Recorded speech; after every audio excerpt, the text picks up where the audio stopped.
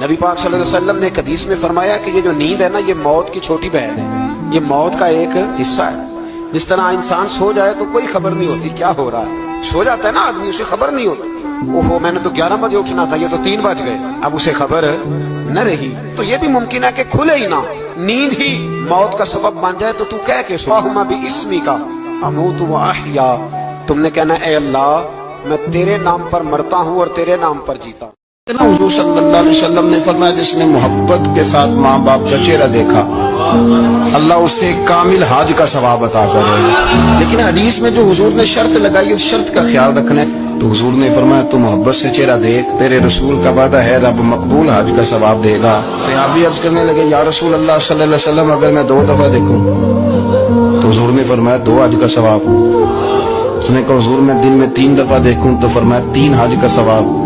اس نے چوتھی بار کی بات کی تو حضرت ابو ہریرہ فرماتے ہیں حضور نے فرمایا تو جو پوچھتا رہے گا اور میں بتاتا رہوں گا تو بات ختم نہ کرے۔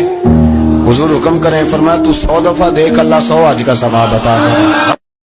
علیہ الصلوۃ والسلام نے فرمایا رب فرماتا ہے میرا بندہ میرے بارے میں جس طرح کا گمان کرتا ہے نا میں بھی اسی طرح کا ہی ہو جاتا ہوں۔ جو مجھے دل میں یاد کرے میں بھی اسے تنہائی میں یاد کرتا ہوں۔ جو مجھے لوگوں میں یاد کرے میں فرشتوں کی جماعت میں یاد کرتا ہوں۔ رب کہتا ہے تم میرا ذکر کرو میں تمہارا چرچا کر دوں گا۔ نبی پاک صلی اللہ علیہ وسلم فرماتے ہیں حضور کی تو ساری دعائیں قبول ہے نا، فرماتے ہیں ہر پیغمبر کو اللہ نے ایک دعا دی، ہر پیغمبر کو کہ محبوب مانگ لیں جو مانگیں گے دیا جائے گا، یہ یقینی قبولیت کی دعا ہے۔ حضور فرماتے ہیں مجھے بھی رب نے اجازت دی کہ محبوب ایک دعا کی اجازت ہے، آپ جو مانگیں گے نا قبول کیا جائے گا، مانگ لیں۔ یعنی رب کریم نے فرمایا، خزانوں قدرتوں کے مالک نے فرمایا حبیب جو مانگو گے دے دوں گا، مانگ لے۔ تو حضور فرماتے ہیں میں نے کہا اللہ میری دعا کو محفوظ کر لے، تو میری دعا محفوظ کر دے، میں قیامت کے دن اپنی امت کے لیے مانگوں گا۔ وہ جو ہر نبی کو چانس ملا تھا کہ ایک دعا میں نے کہا تھا پھر کہتا ہوں اور رحمت کی امید کرتے ہوئے کہتا ہوں کہ دوزخ میں میں تو کیا میرا سایہ نہ جائے گا، کیونکہ رسول پاک سے دیکھا نہ۔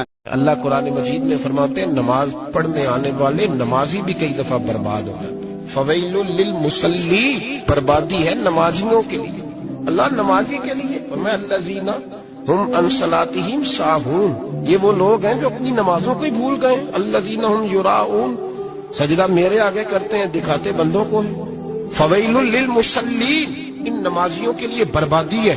خوش فہمی میں نہ رہے کہ ہم لمبا سجدہ کرتے ہیں، ہم تو سجدے میں جاتے ہیں تو لوگ ہمیں دیکھتے ہیں، بھائی نہیں، تو خوش فہمی کا شکار ہے۔ اس چنگل سے باہر نکل، ایک سائیڈ پہ ہو تجھے پتہ چلے تیری حیثیت کیا ہے۔ عاجزی انکساری اور چیز کا نام